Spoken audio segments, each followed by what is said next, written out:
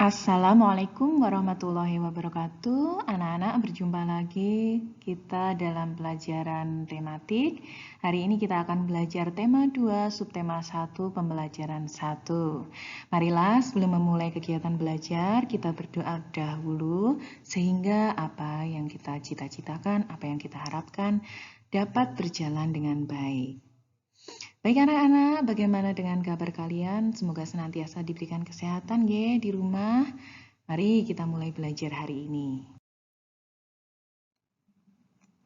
Pada kesempatan hari ini kita akan belajar 3 muatan pelajaran. Yang pertama bahasa Indonesia, kemudian yang kedua IPA, dan yang ketiga IPS. Kalian bisa menyimak juga dan menyiapkan buku pelajaran tema 2 halaman 44 sampai 51.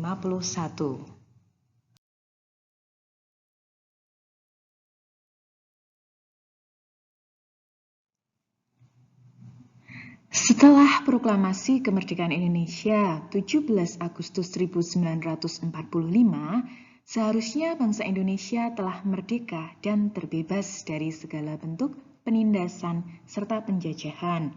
Namun kenyataannya tidak demikian. Bangsa Indonesia masih perlu berjuang mempertahankan kemerdekaan Indonesia. Mengapa anak-anak? Coba kita simak artikel di bawah ini. Perjuangan mempertahankan kemerdekaan Indonesia.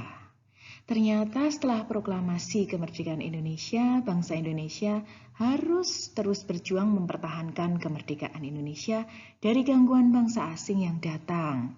Karena apa anak-anak? Banyak sekali bangsa-bangsa yang tidak rela kita merdeka dan masih ingin memanfaatkan Indonesia yang kaya dengan hasil bumi dan sumber daya manusianya.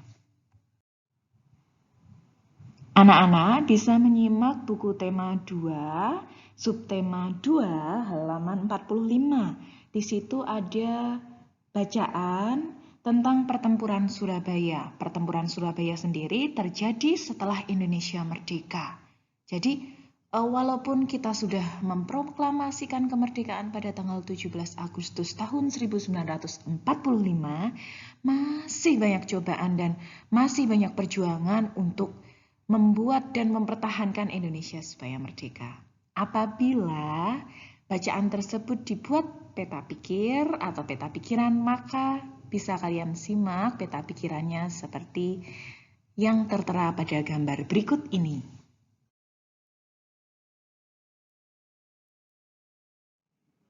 Kalian dapat mengembangkan peta pikiran yang telah dibuat menjadi sebuah tulisan baru menggunakan kata-kata sendiri. Nah, namun dalam membuat kata-kata sendiri ataupun kalimat sendiri, kita hendaknya menggunakan kalimat yang efektif.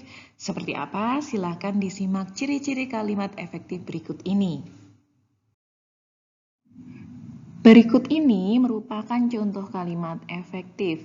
Brigadir Jenderal Malabi memimpin pertempuran tentara Inggris di Surabaya.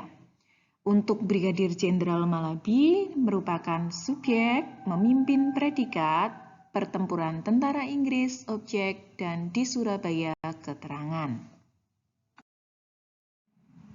Pertempuran Surabaya adalah salah satu dari sekian banyak upaya yang dilakukan oleh bangsa Indonesia dalam mempertahankan kemerdekaan Indonesia. Nah, di bawah ini dan berikut ini adalah berbagai upaya dari daerah di Indonesia untuk senantiasa atau menjaga sehingga kemerdekaan kita itu tetap dapat dipertahankan. Nah, setelah pertempuran di Surabaya, lalu di Ambarawa, nah saat ini ada juga pembahasan tentang pertempuran Medan Area. Dan berikut ini adalah peta pikiran tentang pertempuran di Bandung yang dinamakan atau sering kita dengar, sering kita kenal sebagai Bandung Lautan Api. Anak-anak, amatilah gambar berikut. Ada gambar ayam, gambar bebek, gambar ikan, dan cicak. Apakah kamu mengetahui ciri-ciri hewan tersebut? Apakah kamu juga mengetahui ciri-ciri tempat tinggalnya? Mari kita pelajari bersama. Ayam memiliki ciri-ciri bertelur, berbulu, memiliki paruh runcing, dan memiliki sayap. Habitatnya di lingkungan buatan seperti di pekarangan belakang rumah. Untuk bebek, ciri-cirinya bertelur, berbulu, memiliki paruh, kaki berselaput, dan memiliki sayap. Ciri-ciri habitatnya daratan yang becek atau dekat perairan air tawar.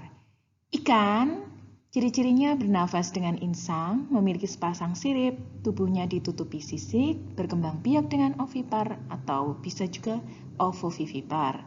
Ciri-ciri habitatnya perairan air tawar atau asin tergantung spesiesnya.